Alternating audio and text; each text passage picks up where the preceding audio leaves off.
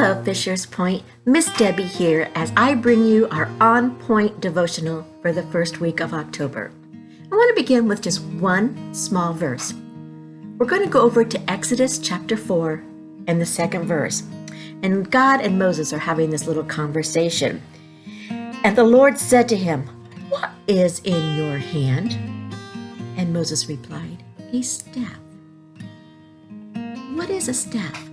A staff is an ordinary object that did ordinary things.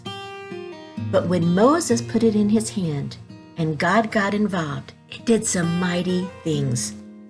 It turned into a snake. It helped turn the water into blood. It just did all kinds of miracles.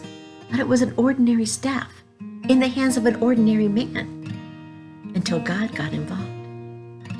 We look over into Samuel. We see David, a shepherd boy. What was in his hand?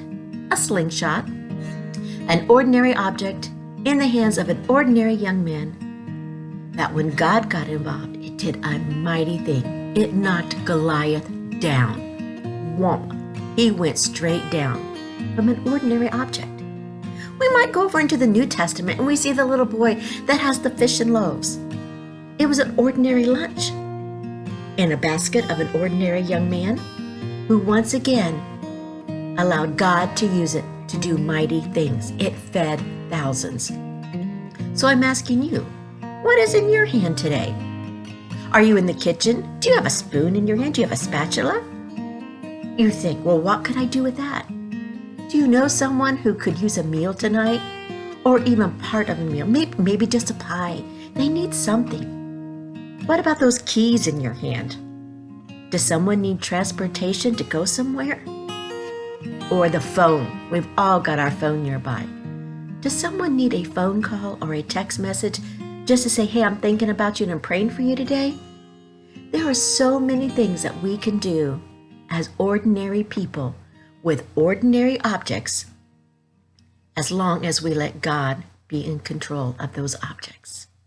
So, as you're sitting around today, looking around your house, and you might think, I don't know what I can do for God, or how can I help anyone? Look at the ordinary things in your home, in your garage, in your yard, that put in your hand can do mighty and wonderful things for the kingdom of God.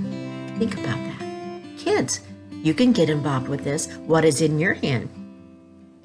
Paper, crayons. Does someone need a little note that you could color a picture for? Maybe a neighbor?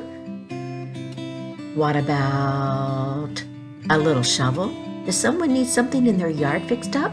Maybe you could help them do that. Or sometimes just being you and a big smile on your face can make the world of difference to a stranger. So, I'm asking you, what is in your hand?